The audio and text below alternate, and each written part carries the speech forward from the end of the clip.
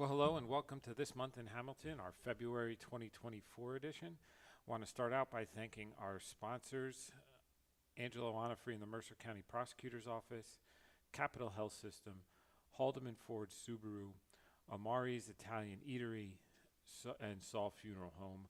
I want to also thank WBCB 1490 AM for allowing us each and every month to bring you what's going on this month in Hamilton. So I want to get right to one of the big things. If you're on social media, I'm sure you've seen, heard, read about migrant housing at the AMC movie theater. I have no idea how this started, when this started, where this started, how it took off. There is no migrant housing at the AMC movie theater at present. There is no plan for any migrant housing at the AMC movie theater future.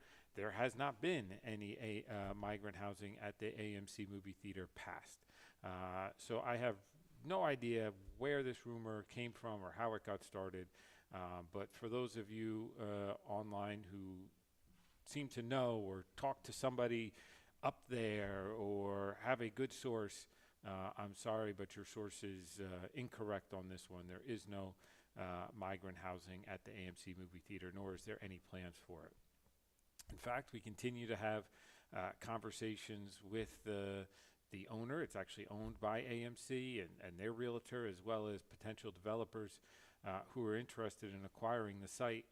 But what we tell all those who are interested in acquiring the site is it has to be for some sort of commercial purpose. Our hope is that's some sort of entertainment purpose, but that would obviously be up to whoever buys the site. I will say there's been numerous people who've looked at the site for a warehouse. It's not zoned for a warehouse. We said we don't want a warehouse. But those are the only pings or calls or questions or inquiries we get about the AMC movie theater. So again, I don't know how this started, where it started, or how it took off.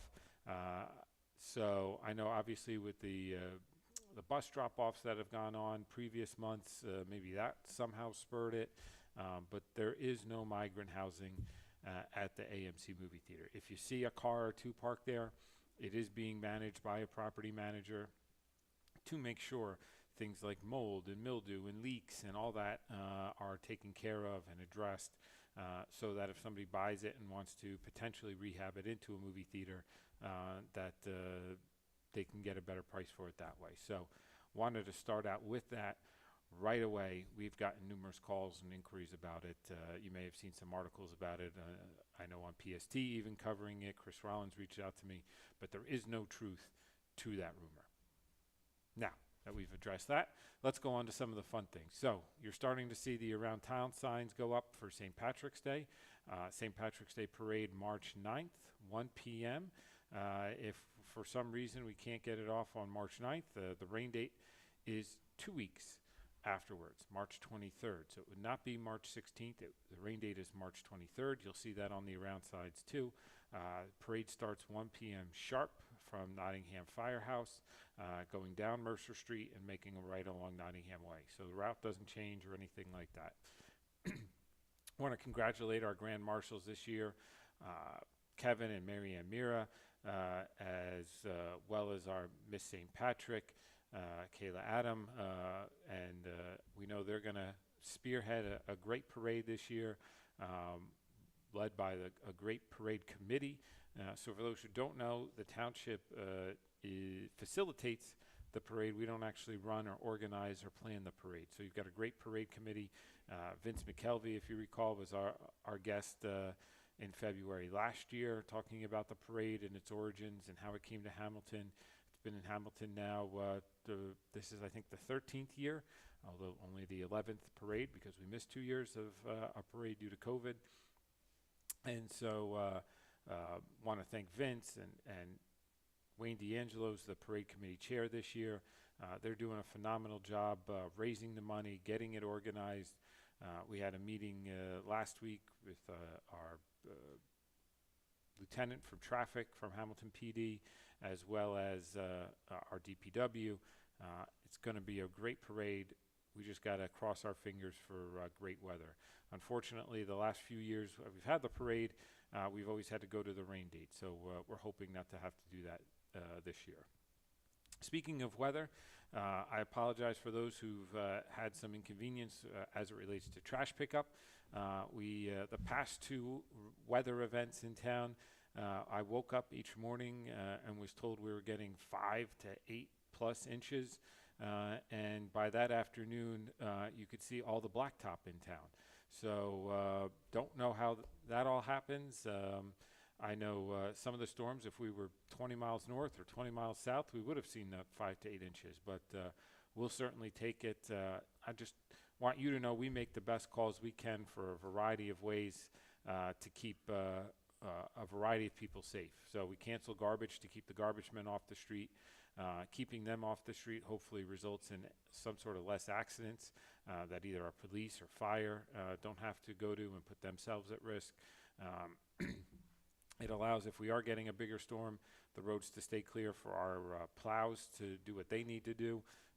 So we try to make the best call that we can in terms of keeping everybody off the roads and keeping everybody safe, depending on what the forecast is going to show. So I've looked this morning, and my weather forecast goes out about 2 weeks, and knock wood, other than one day later this week in the 40s, I don't see anything even in the 50s. So we're hopefully in good weather now, and we can put the 4-letter word snow well behind us and not have to address or talk about it. So, but again, we make those best calls the best we can.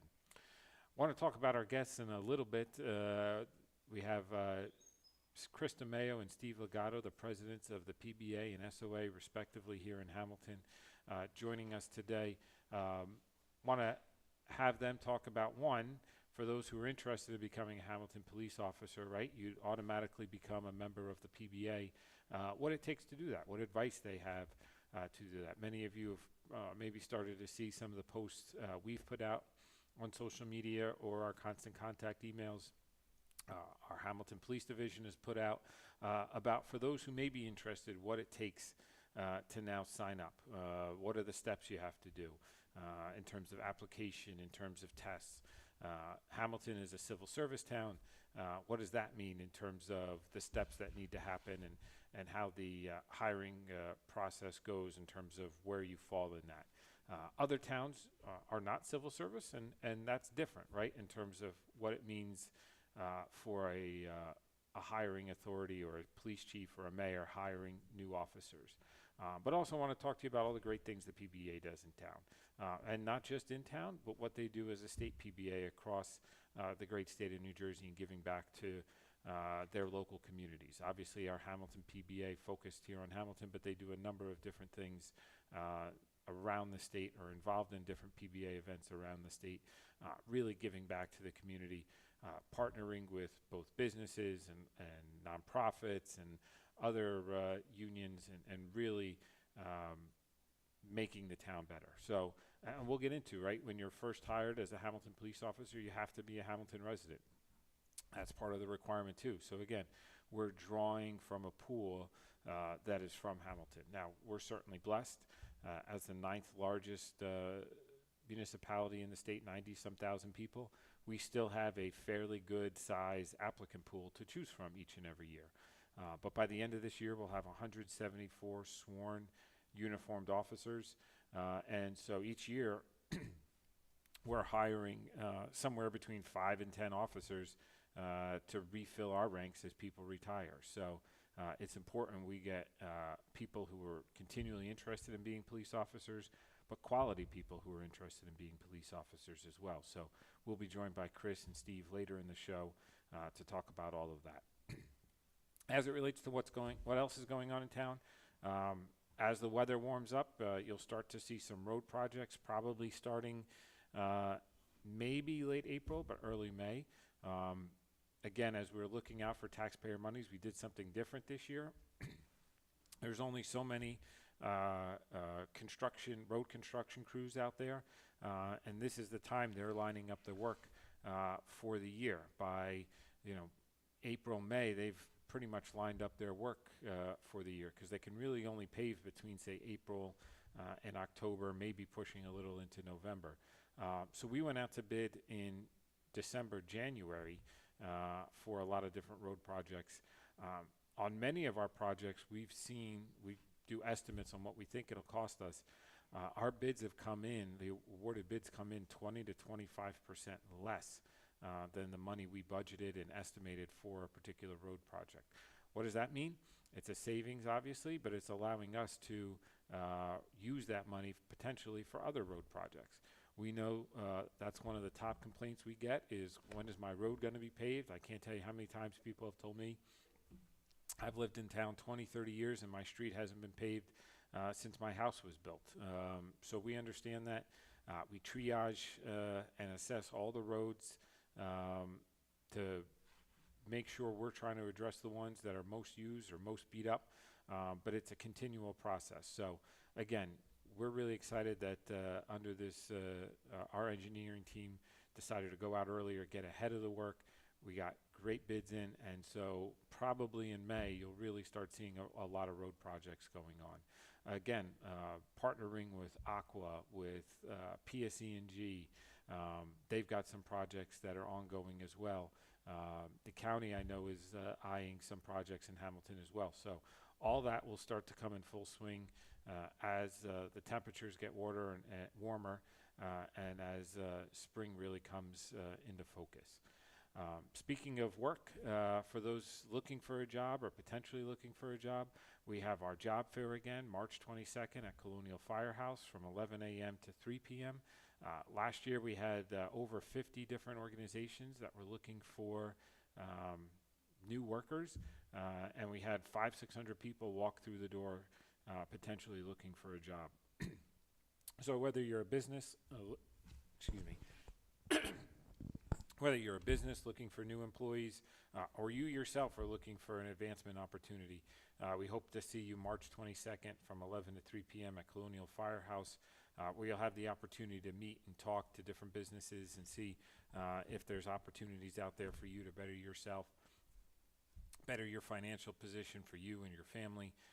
And we've really had great success with these coming out of COVID, so we hope you'll come out for that as well. With that, we're going to go take our short commercial break, and when we come back, again, we'll be joined by Chris DeMayo and Steve Legato, the presidents of the PBA and SOA here in Hamilton, to talk about their background, how they became police officers, but what the PBA is doing here locally in Hamilton and around the state. So we'll be back in just a little bit. Kessel Dermatology in Hamilton Square is an award-winning dermatology practice led by Dr. Daniel Kessel, a board-certified dermatologist. He and his expert staff treat patients of all ages. They offer treatments of all types of skin, hair, and nail conditions, and annual skin cancer screenings, anti-aging treatments, ultraviolet A and B light treatments, skin tightening procedures, Botox, and other treatments that enhance your skin's overall health and appearance. Kessel Dermatology is open Monday through Thursday, 7 a.m. to 6 p.m., Friday, 7 a.m. to 3:30 p.m. For appointments, call 609-890-2600. That's 609-890-2600. Or visit KesselDermatology.com. They're at 1700 Whitehorse, Hamilton Square Road. Kessel Dermatology. They're good. Capital Health's primary care network continues to grow, bringing its extensive option of locations to your neighborhood. Whether you're scheduling a wellness checkup or not feeling well, advanced medicine starts with a Capital Health primary care doctor at locations near you in Mercer, Bucks, and Burlington counties. To find a Capital Health primary care location that's convenient for you, visit capitalmedicalgroup.org. That's capitalmedicalgroup.org. Hamilton Township in Mercer County is fortunate to have many fine businesses that serve our community. Saul Funeral Home is a fourth-generation family-owned business proud to support our local schools and community. Their compassionate and caring staff is there for you and your family. They'll bring the closure you deserve while also celebrating the life of your loved one. Visit their website at saulfuneralhomes.com. That's saulfuneralhomes.com. Saul Funeral Home at 3795 Nottingham Way, Hamilton Square. Hi, this is Mercer County Prosecutor Angelo Honorfree, and I'm proud to help sponsor today's show and promote what's happening in our community. All residents of your hometown should stay involved and participate in community activities, whether it's volunteering to help make your town clean, or volunteering at the animal shelter, or helping at a local youth event. Staying involved in your community makes your hometown a great place to live. This is Mercer County Prosecutor Angelo Honorfree, and I hope you enjoyed today's show. Well, hello and welcome back to This Month in Hamilton. I want to again start out by thanking our sponsors, Angelo Honorfree in the Mercer County Prosecutor's Office, Capital Health System, Ford-Subaru, Saul Funeral Home, and Kessel Dermatology. So Chris and Steve, welcome. Good morning. Thank you for having us. Morning. Thank you for joining us today. So, I gave a little preview to our audience beforehand, right? And we'll get into a lot of the great stuff the PBA is doing here in Hamilton and across the state of New Jersey, right? But just a little bit, and Steve, maybe you go first. You're the ranking member here. Kind of why did you become a law enforcement officer in Hamilton? What kind of led you to that? Did you always want to be that? Take us through your own personal journey a little bit. So I grew up in Hamilton. I went to St. Anthony's Grammar School, Nottingham High School. Never really had any thoughts about becoming a police officer. After high school, I was working as a mechanic and also in a snowboard shop. When I worked as a mechanic, my boss, his family had numerous police officers in the town that we were in. They would stop in from time to time. I'd talk to them, and my boss actually encouraged me to go take the civil service test, which I did. And here we are. Got hired by Hamilton and been here ever since. How long you been a law enforcement officer? I got hired in Hamilton in 2004. Wow. All right. So 20-year mark now. Yep. Wow. Yeah. It goes by quick, I'm sure, right? Very quick. Yeah. Chris, what about you? How'd you kind of come to be where you are? So I grew up in New York. From a young age, I always wanted to be a New York City detective. Oh, wow. At the age of 14, we moved to Hamilton, started Steinert. From there, once I graduated, I started dispatching in Robbinsville. Went to Point Pleasant, was a Class 2 there. Worked my way up, got hired by Plumstead Police, and then finally over to Hamilton, where, I ultimately always wanted to be. So talk about two different journeys, right? You have one that goes right, takes the civil service test, boom, right into Hamilton, and another who has different steps before they get to Hamilton. So you talked about, let's start out with the civil service test. What is the civil service test that people hear about, right? They're going to start seeing our flyers about, taking a civil service test to become a Hamilton officer soon. What is that? So it's just a basic test to basically come with a list of the results, and it just ranks everybody by the results of the test. So it's almost like an SAT test that you've got to take because we're a civil service town, right? Correct. Before you can be selected as a Hamilton officer. And then you get ranked, right? Correct. Just as you would in high school or anything like that on where you kind of fell out. Do you have to take a class? Do you have to study for it? You don't go back to school necessarily for it or anything, right? They do have prep classes that you can take. And in New Jersey, there's pretty much two paths to take. Either your department's civil service, where you everything's kind of run by the state through civil service, or chief's test, where you apply to that department and they may run their own test or they may go off a resume. And if you're in a civil service department, then civil service kind of runs the show a bit, with all the testing. So for your entry level to get to be a police officer, all through the ranks, for sergeant, lieutenant, captain, they run all the tests so that it's kind of fair across the board, not just in Hamilton, but, fair across the state for everybody. We're all taking the same entry test. We're all taking the same supervisory test as we go. Okay. Now, Chris, you talked about a Class 2 officer. So for those who may not know, what's a Class 2 officer? So Class 2 officer, you see them mostly down the shore, where, a typical population might be 10,000, but during, the summertime, it jumps to 100,000. So in the off season, they don't need as much help. So the Class 2 officer, basically, you have Class 1 and Class 2. Class 1, they go through a couple of weeks in an academy, and they're there just to help with crowd control and parking tickets and that kind of stuff. Class 2, the academies vary in length. Mine was 10 months, 3 to 4 nights a week. And when you come out, you basically have the same powers as a fully certified officer while on duty. But then once you're off duty, you lock up your handgun at the station, and you don't have police powers when you're off duty. Gotcha. So speaking of that, right, for those who may not know, and this is something I didn't even think of. So when you're off duty, right, you guys work a quote-unquote 9 to 5 shift. You're primarily office officers right now in your current roles, right? Correct. But you go to JoJo's at night or see something, right? You go pick up a pizza pie or whatever. What's your obligation? Do you have an obligation then at that point? How does that work? Yes, you're obligated. You're a police officer 24/7. So if you see something, yes, we have to respond to it. And then that's different, as you were saying, Chris, from like a Class 2 officer, right, who locks up their weapon, and when they're off duty, they're off duty kind of thing. Right, yeah, they have no police powers when they're off duty, and really what it comes down to is a liability savings for that town. Sure. You know, so that when they have you working, they have you there and you could do everything, but then they don't have to carry that extra insurance coverage for when you're off duty.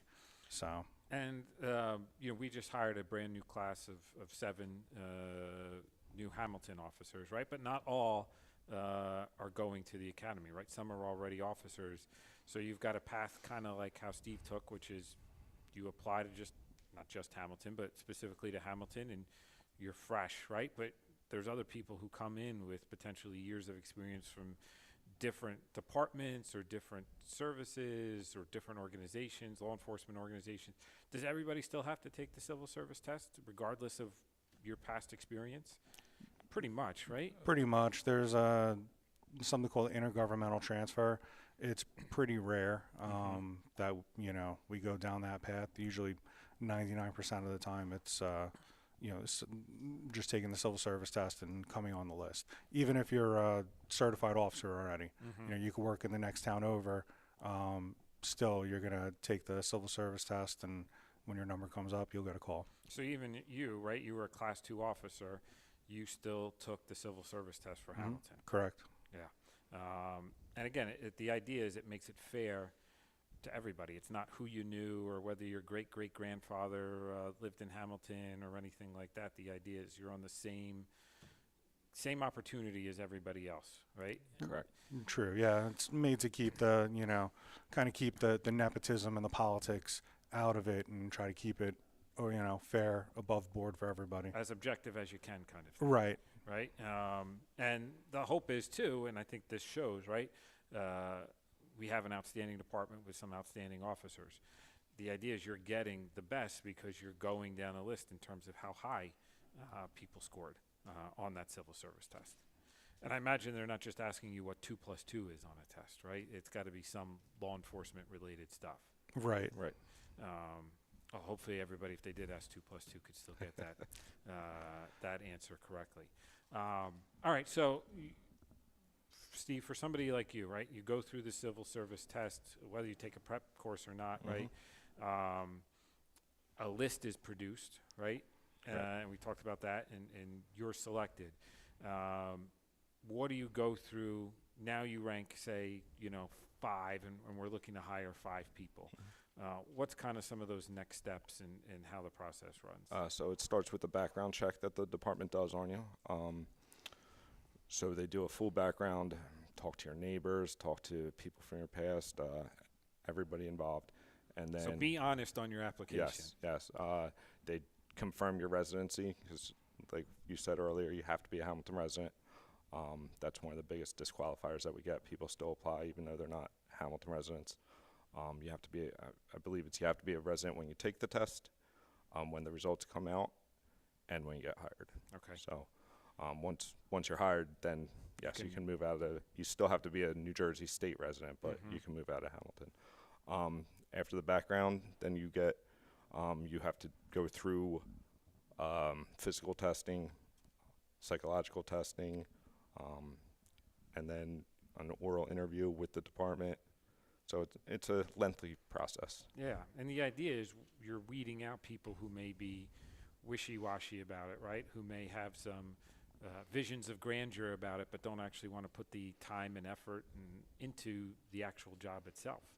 I imagine is the goal that way. And it's got to be a little intimidating, right? Going in front of a room of captains and things like that to be asked questions on why you want to be it. Yes. But a lengthy process you talked about too. Yes. Yeah, it's a few months. Yeah. And then Hamilton generally hires about twice a year. So yes. So police academies generally it's just short of 6 months, but it's twice a year. So we try to hire coordinated with that. So any officers that aren't already certified can go right into the academy as soon as they're hired. Okay. So an officer goes into the academy. When they're first hired, I assume that's when they become a PBA member then? Or is it when they're done with the academy? When they're done the academy. When they're done with the academy. So for, out of the 7 we just had, I think about 3 or 4 don't have to go to the academy, and the other 3 or 4 have to go to the academy. So, we had some officers from Trenton, right? Mm-hmm. So today they're now PBA, I think your number's 66, right? Mhm. They're Yes. now PBA 66 members. That's correct. All right. We got to take a break in a little bit, but what's the difference between PBA and SOA for people who heard me say both of those? So the PBA is the kind of the big umbrella, that has the charter with the state PBA. The SOA is a subsection of that that covers all of the officers for the department. So once you make rank, sergeant or above, then you're covered by the SOA. We work very, very well together, and have a lot of the same goals. But we found that every now and then there might be something that is meaningful or important for the SOA that maybe isn't for the PBA.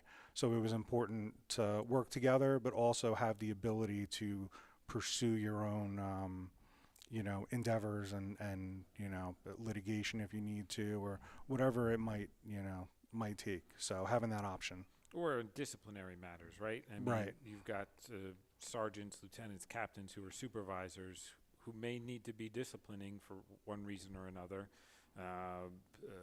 An officer they supervise, right? So you avoid, again, 99% of the time it's fine, but that 1% of the time, some of that conflict that way too. Right. Yeah. All right, gentlemen, we're going to take our first break. When we come back, I really want to start talking about some of the charitable stuff the PBA does, right? So once you're in it, what does that mean now for somebody? What does that mean for the community? But we're going to take a short break, and when we come back, we'll continue with Steve and Chris.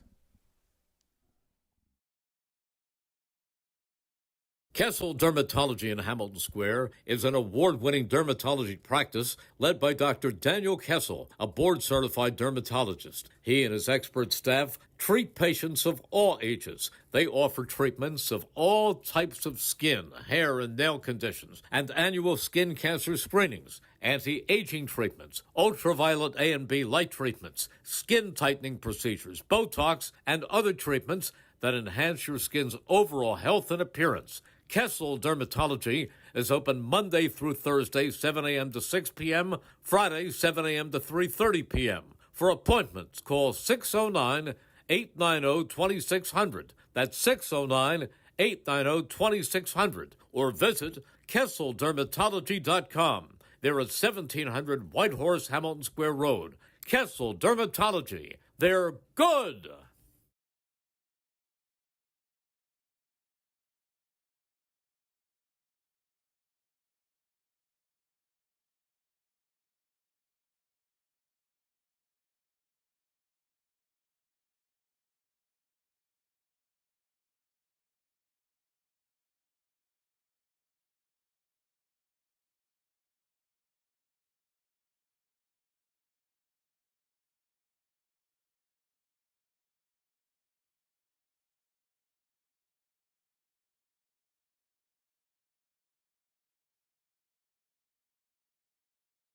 Kessel Dermatology in Hamilton Square is an award-winning dermatology practice led by Dr. Daniel Kessel, a board-certified dermatologist. He and his expert staff treat patients of all ages. They offer treatments of all types of skin, hair, and nail conditions, and annual skin cancer screenings, anti-aging treatments, ultraviolet A and B light treatments, skin tightening procedures, Botox, and other treatments that enhance your skin's overall health and appearance. Kessel Dermatology is open Monday through Thursday, 7 a.m. to 6 p.m., Friday, 7 a.m. to 3:30 p.m. For appointments, call 609-890-2600. That's 609-890-2600. Or visit KesselDermatology.com. They're at 1700 Whitehorse, Hamilton Square Road. Kessel Dermatology. They're good.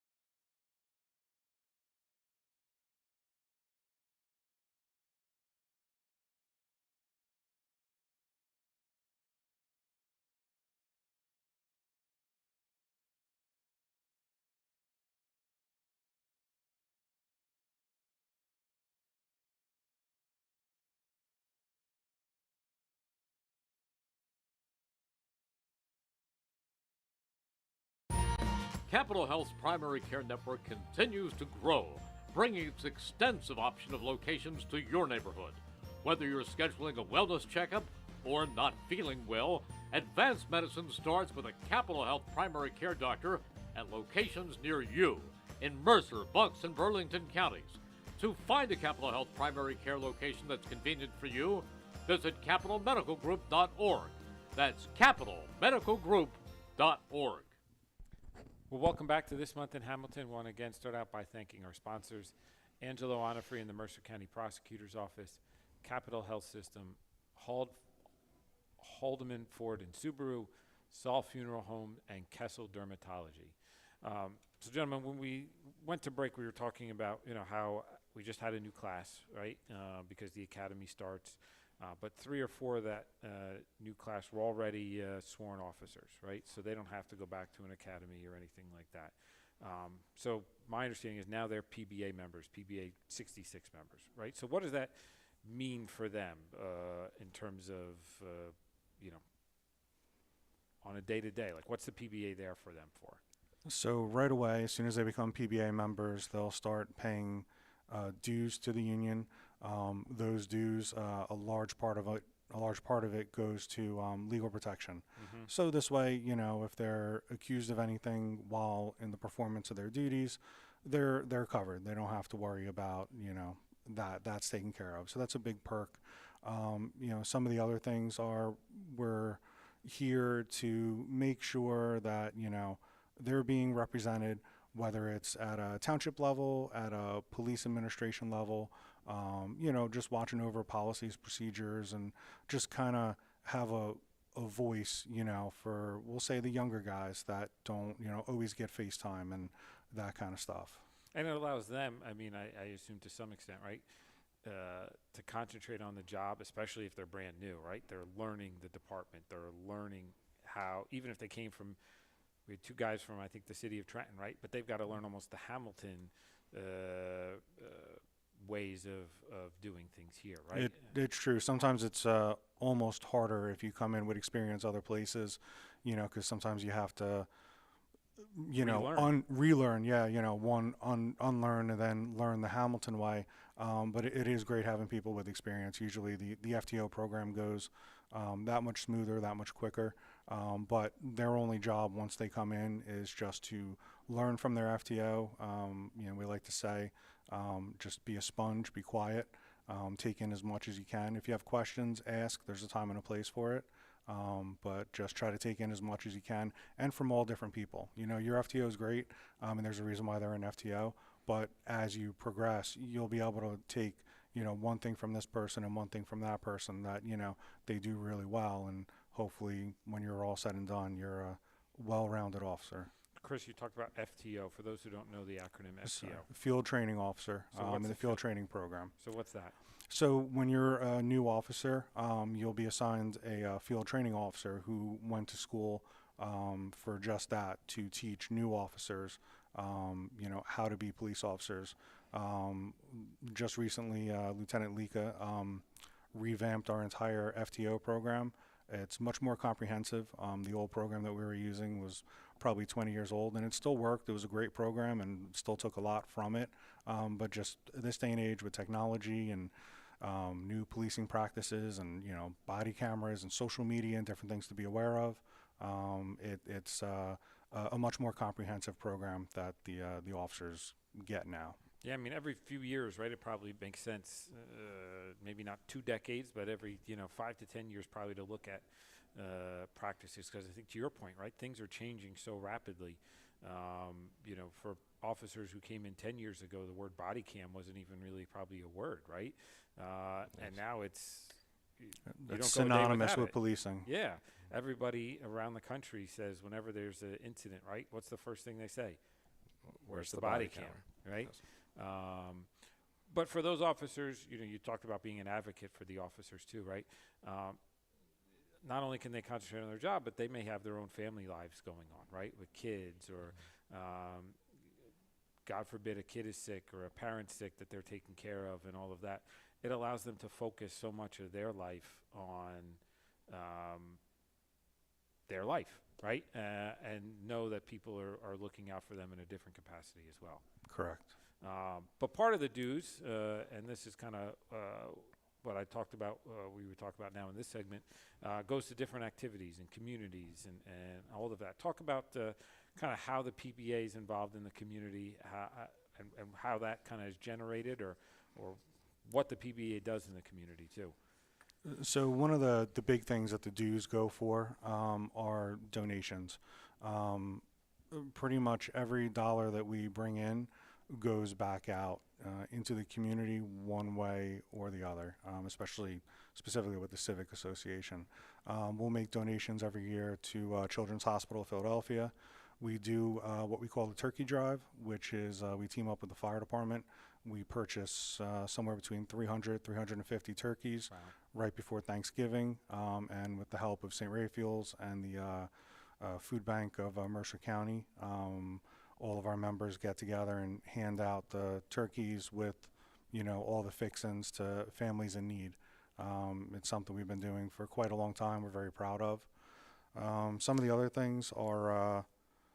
And so just going on that, right, it's not just a monetary contribution, right? You've got men and women of the police department who actually then volunteer their time to go around Thanksgiving and hand out the turkey and hand out the fixings and the stuffing and all that kind of stuff, right? So it's not just a monetary donation they're making. They're making a donation of their time too. Right. Yeah, there's usually always, you hear Miracle League, we make a donation to Miracle League, but also too, when the field got damaged by the tornado that came through, our members were out there donating time, donating supplies to get the field back to working order so the kids could play.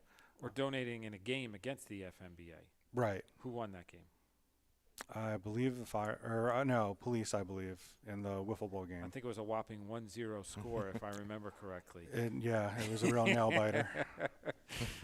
I could see, I don't think there's too many home run hitters out of this crew, but I know we're talking about the PBA, but the SOA is synonymous with all these different activities. Yes, right, me and Chris work hand in hand with all this stuff.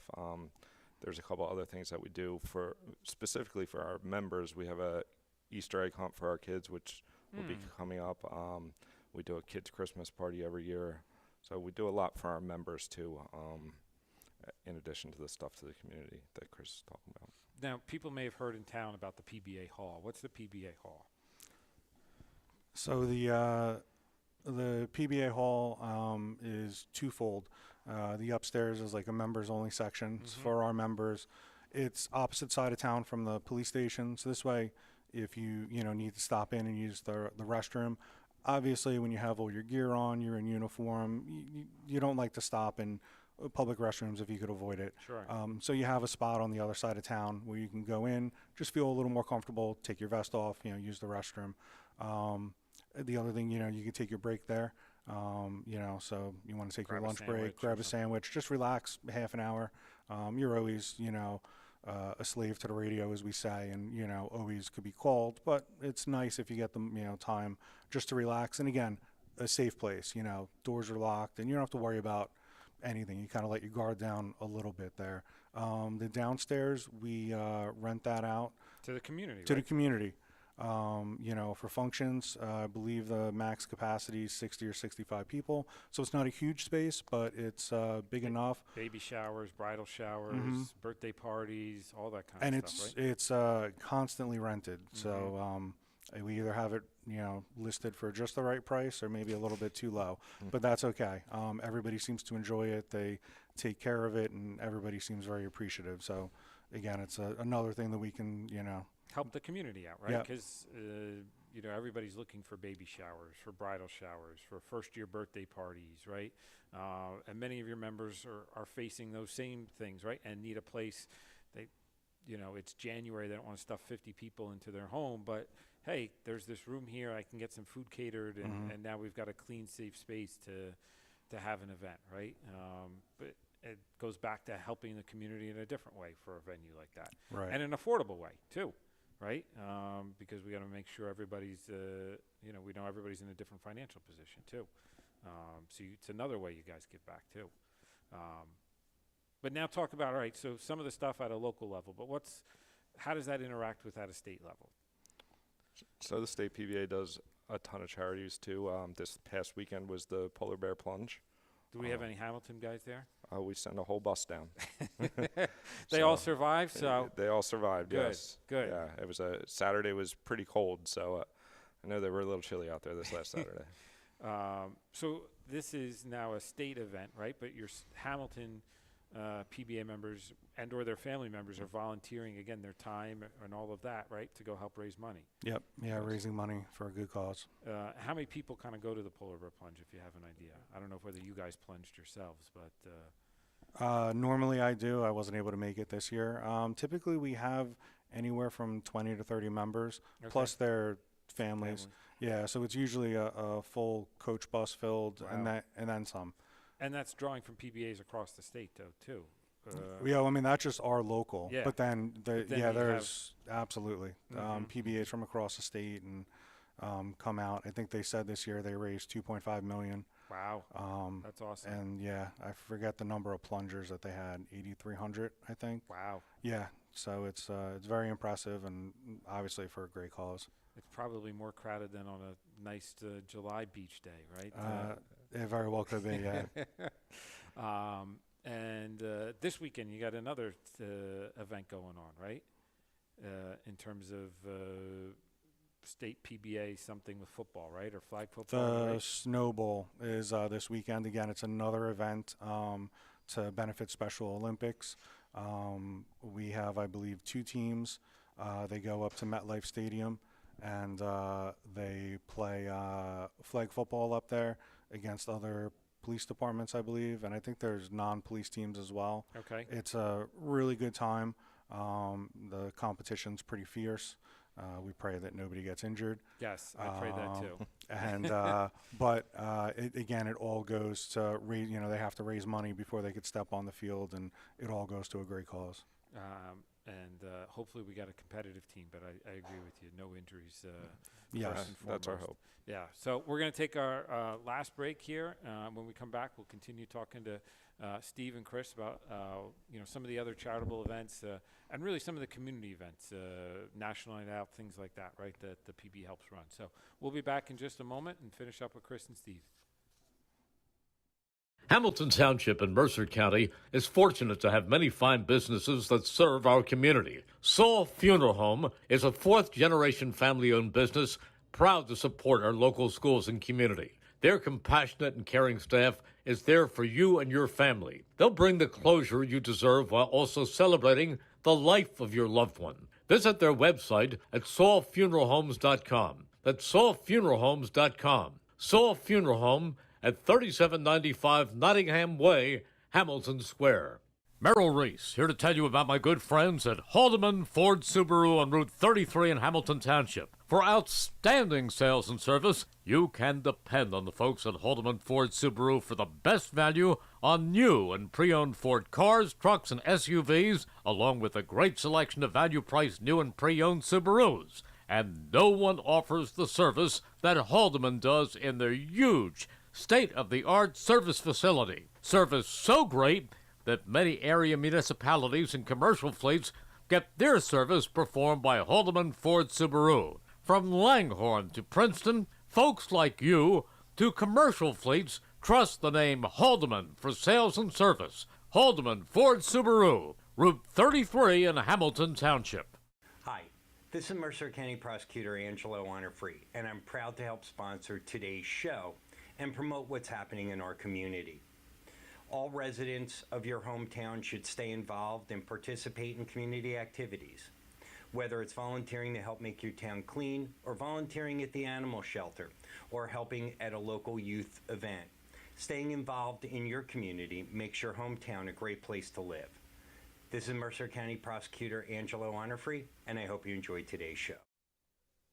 Well, welcome back to This Month in Hamilton. I want to again start out by thanking our sponsors, Angelo Honorfree in the Mercer County Prosecutor's Office, Capital Health System, Haldeman Ford-Subaru, Saul Funeral Homes, and Kessel Dermatology.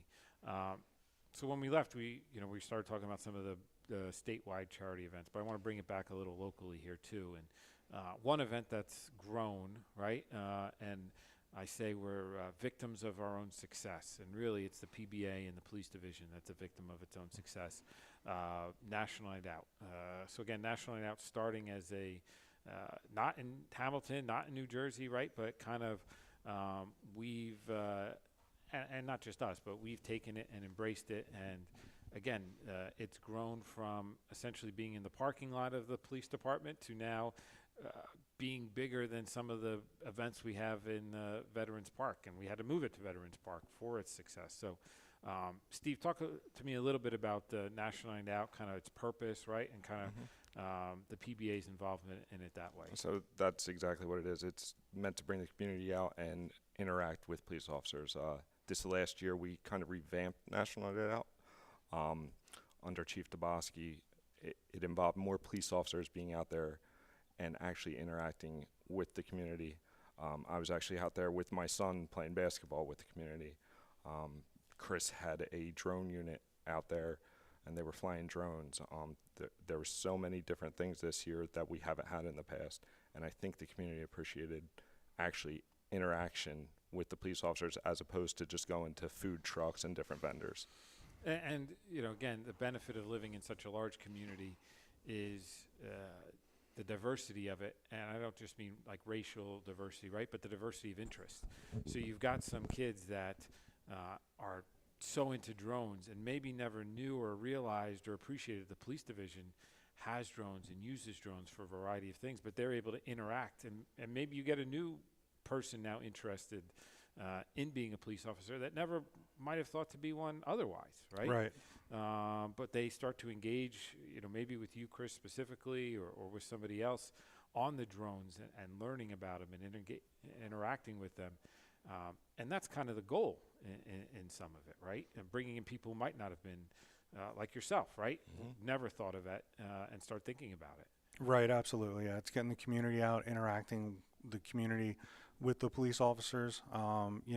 It's sometimes when we interact with police, it's not always a positive thing. Maybe you're having a really bad day, or they pulled you over because you made a mistake or something like that. But this way, especially for the kids, get them out, interact with the police officers. We had a game truck out there, so you sit there and you play video games with police officers. All the different units, the tactical team, the hazmat, the police unity tour guys. Everybody was out there and showing the community different sides, different aspects to the department. And again, maybe that will inspire somebody to apply down the road and be a police officer. So and just everybody letting their hair down a little bit, right? For those of us who, no matter how much hair you have, right? But the opportunity to use the dunk tank, right? Whether you want to dunk the mayor, whether you want to dunk one of the police captains, right, or anybody else who's going in there, it's a different way to engage with a police officer and see them again in that non-confrontational kind of capacity. Right, absolutely. And two, we had way more police officers out there this year thanks to Chief Dabowski than we ever have before. The idea was anybody who wasn't working that wanted to come out, was more than welcome to, maybe dress down a little bit. So, we don't look as intimidating, and I think it was a great success. And the shirts, right? So identified the blue shirts, right? Identified who the police officers were, but in a very, again, welcoming kind of way, right? And you even let fire come, which was nice of you guys too, right? They come out and they bring all their toys, and the kids, everybody loves a fire engine. Yes. So so they're great with that. They really do bring out all the toys, and we're very appreciative. Yeah, and again, it's a nice cohabitating almost, right? To know, again, you're all first responders in that sense, but it's a way to lift up the community as a general. Yeah, we always have a fun rivalry with them. But Yeah. yes, we always. So talk about the rivalry a little bit, right? I know Bob O'Hare's starting to bring some stuff back up, and just had a soccer game recently, Yeah, right? yes, we usually have a couple athletic events against them. Soccer was just, I believe that was October. Right. And Who won? the police department. There you go. Right. You can mention it. It's okay. So, Chris is in the works of planning a hockey match against them. So. And That again, should be this was coming up. something that was always done, right, to raise money again for a different local charity, right? The hockey match specifically. Yeah, it was always the Ryan's Quest Cup, and played it for, I want to say, 5 years, and then COVID came, and so we're trying to get it back started again. It really was, a great time for a great charity, and there's a tradition and history there. So And again, I keep saying in Hamilton we're blessed, right? We have, again, by the end of this year, 174 sworn officers, right? Nothing against smaller departments. If you're a 20-person department, there's no way you can have some of these things, right? We're blessed, again, to have a larger department, to have different people who have different interests, right? Because not everybody's going to be interested in SWAT or doing a drone, right? Or playing hockey or playing soccer, but it allows the PBA to be involved in all sorts of activities that way. right, we really are, in my opinion, kind of the perfect size for where you want to be. You go bigger, you get into a city, and God bless them and what they do, but you're dealing with different things, and sometimes you don't have the time or the funding to do the things that we like to do. You go really small, and sometimes there's just you're stuck. There's no room for movement, as far as the eye could see. This is where you're going to be, and here there's plenty of room for movement. We're big enough that we can go out there and take bad guys off the street, but at the same time really get into community policing and be involved in all these community events and have all these different units. So if an officer, like you said, isn't so much into SWAT, maybe they're into X, Y, or Z, and they can go and do that. And it just really gives us the PBA the opportunity to be more involved with the community and really be involved in the town and be out there. Now, we talked about some local things, some state things. Hamilton PBA ventures outside of the state limits on the Police Unity Tour. What talk to me about a little bit about the Police Unity Tour? So the Police Unity Tour is police officers from all over the country.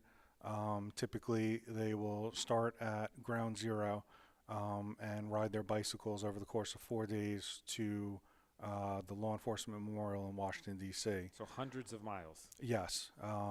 You're doing, probably close to 100 miles a day. And some of these teams are huge. It's thousands of riders, thousands of law enforcement officers, or if you're a family member of someone in law enforcement who we lost, you can ride as well. The goal is to bring awareness to police officers' deaths and to raise money for the police officer memorial. that memorializes, our fallen officers.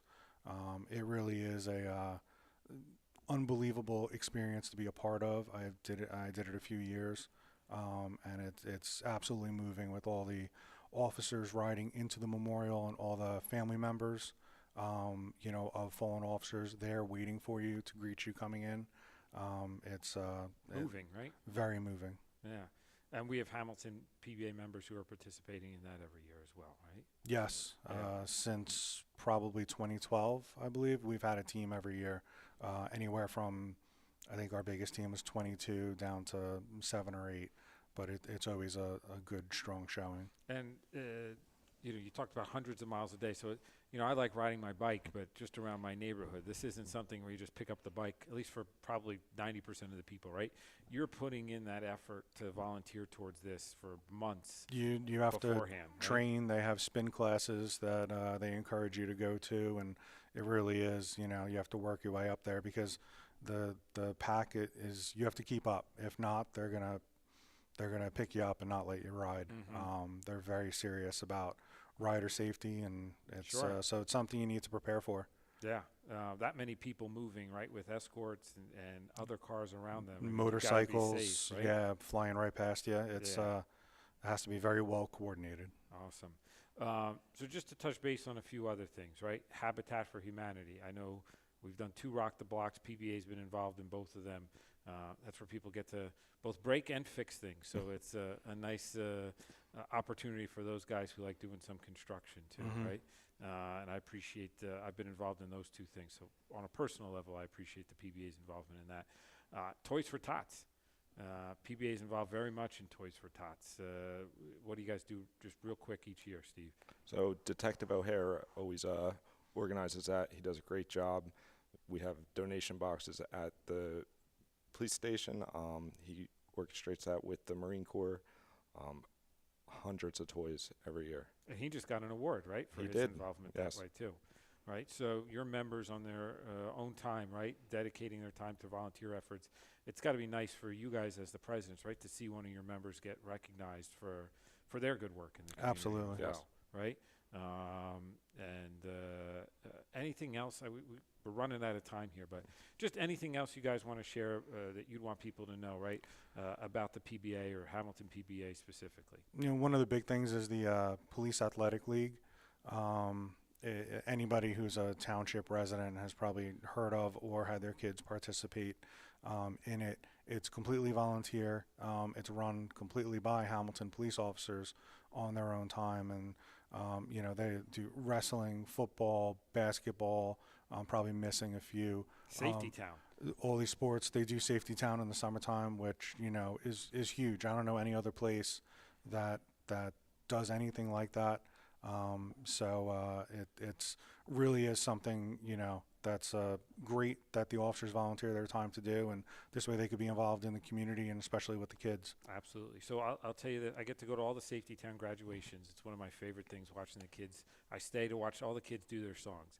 But they give me a moment to speak, and I always ask of the people in the audience who went through Safety Town. And I'd say about a third of the hands go up. And it shows, we've talked about a lot of the great things the PBA is doing, right? It shows not only what you're doing today, but that program has been going on for 50 years and the impact it's had on people, right? That they're bringing their kids or their grandkids or their nieces and nephews into it as well. So coming up on 100 years as the Hamilton Police Division in a few years, but want to thank you both for coming on, for your service to the Hamilton community, your service to the PBA, SOA. Really appreciate the time to make sure our residents understand what you guys are doing each and every day to improve the community, not only to keep them safe, but in other ways as well. So with that, want to thank all of you for joining us again for this month in Hamilton. We'll see you again in March after our St. Patrick's Day parade, one way or the other. But again, want to thank WBCB 1490 AM as well as our sponsors. Angela Wanafree in the Mercer County Prosecutor's Office, Capital Health System, Haldeman Ford-Subaru, Saul Funeral Home, and Kessel Dermatology. And with that, we will see you next month.